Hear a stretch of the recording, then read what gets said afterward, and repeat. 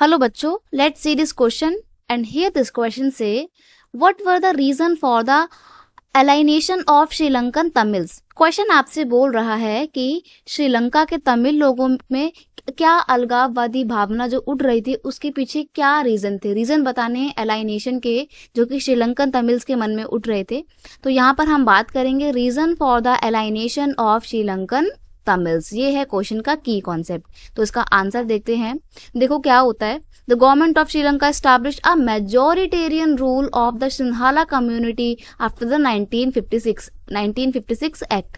1956 के एक्ट के बाद से जो श्रीलंका की सरकार होती है, गवर्नमेंट होती है श्रीलंका की, वो क्या करती है, वो मेजोरिटेरियन रूल एस्टैब्लिश कर देती है। और वो मेजोरिटी किसकी थी बच्चे? सिंहाला कम्युनिटी की थी।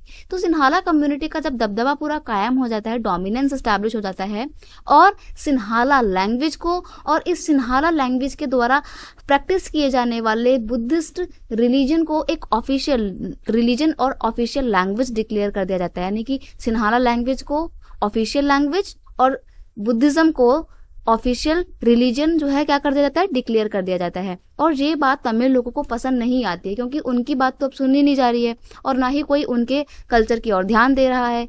Special preference was given to the Sinhala people in government job and education. यहाँ तक कि जो सिंहाला कम्युनिटी के लोग हैं उनको स्पेशल प्रेफरेंस मिल रही है, रिजर्वेशन मिल रहा है गवर्नमेंट जॉब में। ये बात तो और बुरी लगती है श्रीलंकन तमिल्स को। अब श्रीलंकन तमिल्स तो परेशान होंगे।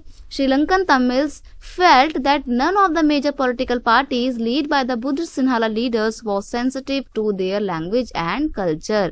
और फिर उनको ये बात महसूस होने लगती है कि जो जितनी भी पॉलिटिकल पार्टी हैं देश में, उसमें से कोई भी पॉलिटिकल पार्टी हमारे कल्चर को लेके, हमारी लैंग्वेज को लेकर, हमारी ज़रूरतों को लेकर जो है वो क्या है, सेंसिटिव बिल्कुल भी नहीं है। कोई भी हमारी ज़रूरतों की ओर ध्यान देना नहीं चाहता है। तो ये बात उनको बहुत बुरी लगती है और यहीं से फिर क्या होता है, यहीं से एलाइनेशन की फीलिंग उनके अंदर इमर्ज होने लगती है।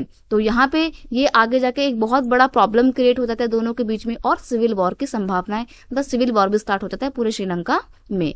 तो ये थी इसकी पूरी स्टोरी कि श्रीलंकन तमिल क्यों अपने आप को एक अलग ग्रुप समझ रहे थे, क्यों उनके अंदर अलगाववादी भावनाएं जन्म ले रही थी। I hope you understand it well. Best of luck.